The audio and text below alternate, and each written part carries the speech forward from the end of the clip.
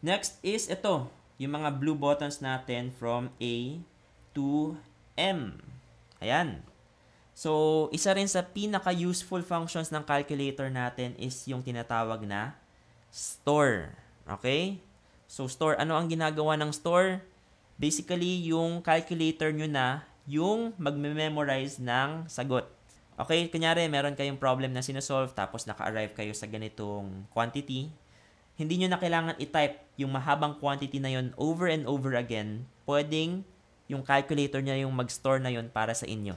So, for example, meron kayong 8 over pi squared times 9.81. Yan.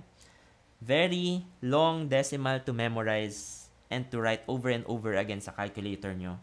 Kapag ayaw nyo nang ma-hassle na i-memorize ito, just press Shift, Store, and A.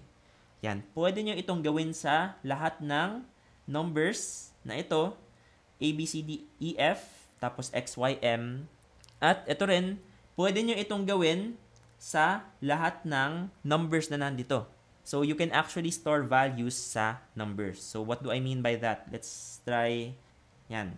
Kung ayaw nyo i-memorize ito at gusto nyo i-store pero punong-puno na kayo sa lahat ng pwedeng istoran na letters, pwedeng yung numbers yung gamitin nyo. So, Shift, Store, 1. Yan.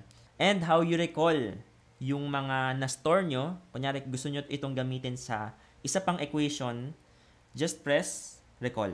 So, for example, gusto nating 5 plus recall 1. Ayan. Pwede natin itong magamit sa mga future computations natin. Pero kapag gusto nyo naman tawagin yung letters, ang gagamitin natin dito is alpha. So, let's say 9 plus alpha A. Ayan, yan yung process natin to recall stored numbers. Actually, try nga natin to. What if recall yung gamitin natin sa letters? So, we have 9 plus recall A. Ay, pwede rin pala. Okay, ngayon ko lang nalaman yun.